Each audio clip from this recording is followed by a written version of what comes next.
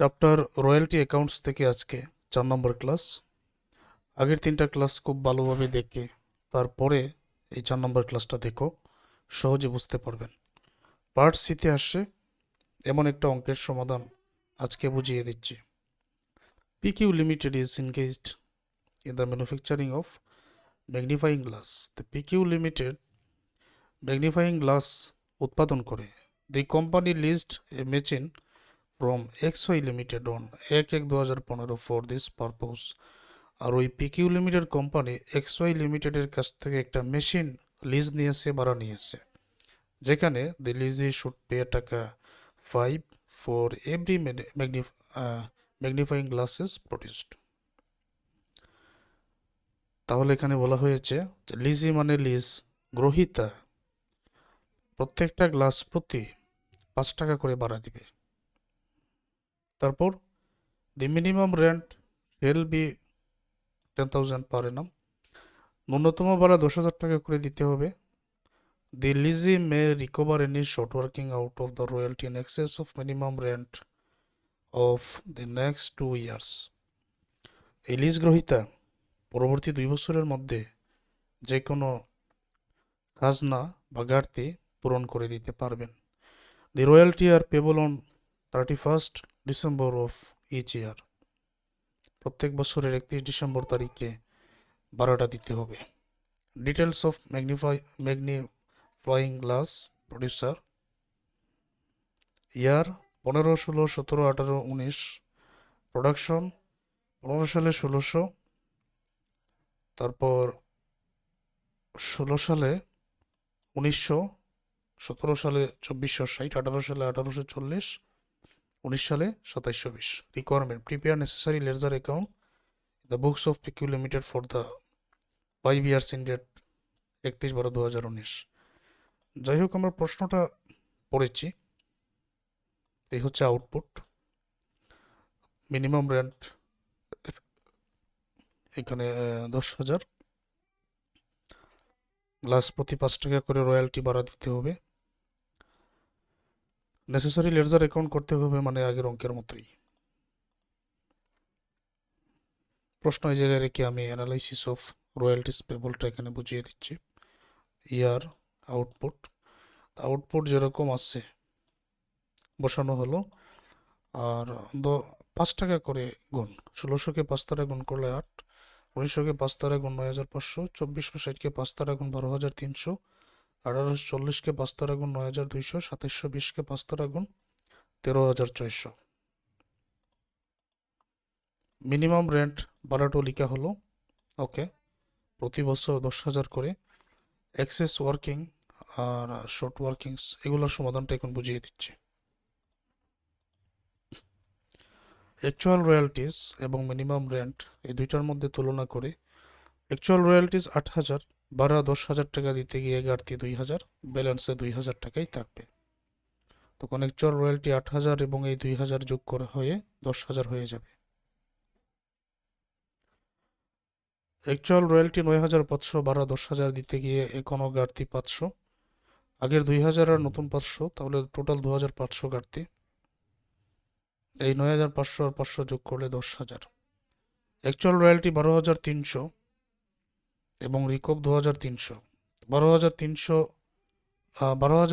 10,000 ভাড়া দিয়ে, এখানে বিষয়টা এরকম যে 12,300 10,000 ভাড়া দিয়ে 2,300 এক্সেস, আগের যে 2,500 টাকা আছে ওইটার ঘাটতি পূরণ করে দিই। এই 2,300 ঘাটতি হিসেবে পূরণ করে দিলে বাকি ব্যালেন্স 200 টাকা থাকবে। তখন 12,300 থেকে রিকভ 12,300, 2,300 মাইনাস করলে এখানে 10,000 অ্যামাউন্ট পেবল থাকবে, কারণ অ্যাকচুয়াল রয়্যালটি এটার সাথে সাফার যোগ হবে, রিকভ বিগ হবে। আবার এখানে যে 2,500 পরবর্তী 2 বছর পর্যন্ত কিন্তু সময় আছে। আর আগের ছিল যে 2,000, ওইটা ঘাটতি পূরণ করে দিয়ে শেষের 500 কিন্তু 200 টাকা এখানে এখনো বাকি আছে। 18 সালে 9,200, 10,000 দিতে গিয়ে ঘাটতি হলো 800, আগের 200, এটার কিন্তু এই 500 যেটা, এইটার এর পরের বছর আর মেয়াদ থাকবে না, এই জন্য এখানে এটা রিটার্ন অফ। তাহলে নতুন করে যে সাফার্ড ওইটাই 800 এখন পর্যন্ত ঘাটতি থাকবে। মানে এই 200 কোন সালের? 16 সালের। 17-18 পর্যন্ত মেয়াদ, 18 সাল পর্যন্ত এসেও তো কোনো অ্যাক্সেস হয় নাই যে এটা আমরা ঘাটতি পূরণ করব। এখন 19 সালে তো আর এটার কোনো চান্সই নেই, কারণ 2 বছর সময়সীমা হচ্ছে ঘাটতি পূরণের। 200 মেয়াদ শেষ, 800 এখানে ব্যালেন্স। আর 19 সালে 13,600 থেকে 10,000 বাদ দিয়ে 3,600 অ্যাক্সেস, 800 টাকা 3,600 এখানে অতিরিক্ত আছে, 800 টাকা ব্যালেন্স আছে, রিকভ করে দাও। তারপর 13,600 থেকে রিকভ 800 করে মাইনাস করে দিলে 12,800 টাকা এখানে থাকবে। আশা করবো এটা ক্লিয়ারলি বুঝতে পেরেছ। এখন এইটা থেকে আমরা পরবর্তী ওয়ার্কিংগুলো করে নিব। এখানে royalty account, short working account, ওই দুইটাই করতে হবে। তো রয়্যালটি 8,000, 9,500, 12,300, 9,200, 13,400, তো এটা সবাই জানো। জার্নাল ল্যান্ডলর্ড, জমির মালিক, সম্পদের মালিক ডেবিট হয়। ইনকাম সামারি বা profit and loss account credit হয়। এই দুইটা থেকে যে কোনো একটাও লিখতে পারো। আরেকটা ছিল ম্যানুফ্যাকচারিং বা প্রোডাকশন। এখন 8,000, 9,500, জমির মালিক তো XY limited. XY limited debit profit and loss credit, ডেবিটে 8,000, এখানে টাকাটা বসানোর পরে প্রফিট অ্যান্ড লস এটা কিন্তু ক্রেডিট। ডেবিট থেকে ক্রেডিট মাইনাস করলে 0। তো প্রত্যেকটা টাকা একই নিয়মে, জাবেদা কিন্তু একই। প্রথমে ডেবিটে টাকা, তারপর ক্রেডিটে। এক্সওয়াই লিমিটেড ডেবিটে টাকা, তারপর ক্রেডিটে। প্রত্যেকটা টাকা এখানে বসানো হলো, মানে 8,000, 9,500, 12,300, 9,200, 13,400। এখন এখানে বসানোর নিয়ম, যেমন ধরো 19 সাল এক্সওয়াই লিমিটেড ডেবিট 13,400, তো এটা ডেবিটের টাকা। আবার ওই একই টাকা profit and loss account credit 13,400, এটা ক্রেডিটের টাকা। ডেবিটের টাকা থেকে ক্রেডিটের টাকা বাদ দিলে ব্যালেন্সে কোনো টাকা থাকে না, শূন্য দেখাতে হবে। এটাই রয়্যালটি অ্যাকাউন্টস। তো এটা বুঝতে পেরেছ না? শর্ট ওয়ার্কিং, শর্ট ওয়ার্কিংটা খুবই সহজ। সাফার, রিকপ, লেইবস এগুলাই আসে। 2015 সাল দেখো, সাফার 2,000, সাফারটা জমির মালিকের নাম করে ডেবিট। ওকে, 2015 এক্সওয়াই লিমিটেড হচ্ছে জমির মালিক, ডেবিট 2,000, ব্যালেন্সে ডেবিটের 2,000। চলে আসো 2016 সালে, সাফার 500, জমির মালিকের নাম 500, আগের 2,000 আর নতুন 500, 2,500। তারপর 17 সালে মিসটাইপিং আছে এখানে, এখানে রিকপ 2,300, তো রিকপটাও ল্যান্ডলর্ড, এটা ক্রেডিট করতে হয়। 2017 জমির মালিকের নাম, ক্রেডিট 2,300, 2,500 থেকে 2,300 মাইনাস করলে 200। কেন? কারণ এটা ডেবিটের ব্যালেন্স, এটা ক্রেডিটের ব্যালেন্স, 200 বসো। 18 সাল সাফার 800,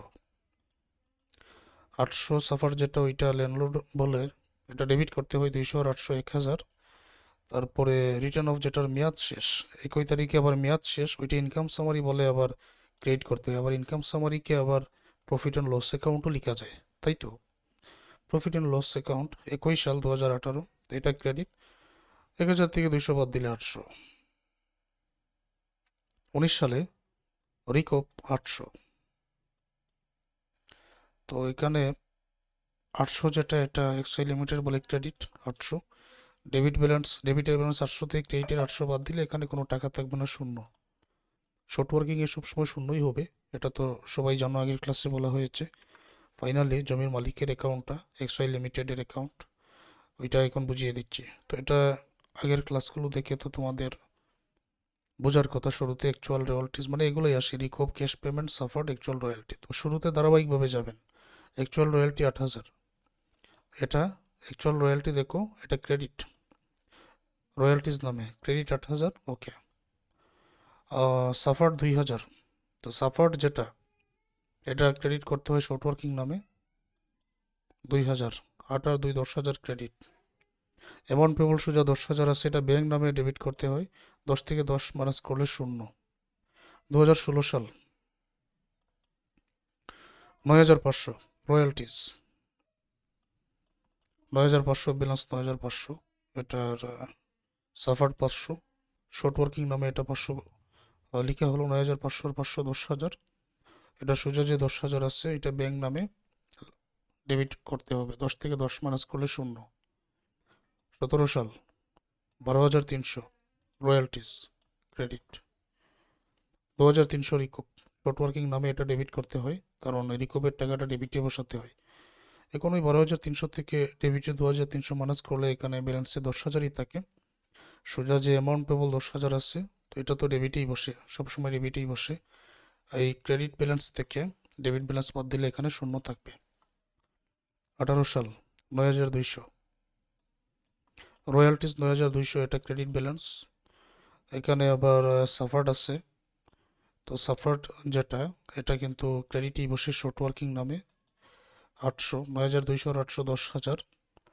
এখানে আবার 10,000 আছে, তো ব্যাংক লেখা হলো এখানে 10,000 ডেবিটে। অ্যামাউন্ট পেবল বা ক্যাশ পেমেন্টটা ডেবিটেই লিখতে হয়। 10 থেকে 10 মাইনাস করলে এখানে শূন্য থাকবে, এটা হচ্ছে ক্রেডিটের ব্যালেন্স, এটা ডেবিটের। 19 সাল 13,600, শুরুতে এটা ক্রেডিট। এখানে আবার রিকোপ আছে, তো এটা শর্ট ওয়ার্কিং বলে ডেবিট করতে হয়, কারণ রিকোপটা ডেবিট আর সাফারটা ক্রেডিট। শর্ট ওয়ার্কিং 13,600 থেকে 800 মাইনাস করলে 12,800, এটা হয়ে যাবে কি, এটা হয়ে যাবে শর্ট ওয়ার্কিং। 13,600 থেকে 800 মাইনাস করলে ক্রেডিটের থাকবে 12,800, আর এই 800 কিন্তু ডেবিটের। সোজা যে অ্যামাউন্ট পেবল আছে এটা ব্যাংক নামে 12,800, এটা ক্রেডিট ব্যালেন্স, এটা ডেবিট ব্যালেন্স, কোনো টাকা থাকবে না, শূন্য। তাহলে আশা করব তোমরা এই অধ্যায়ের অঙ্কের সমাধান পারবে। সকল বেসিক সহ তোমাদেরকে অঙ্কের সমাধানগুলো এই ধারাবাহিক ক্লাসের মধ্যে বুঝিয়ে দেওয়া হলো।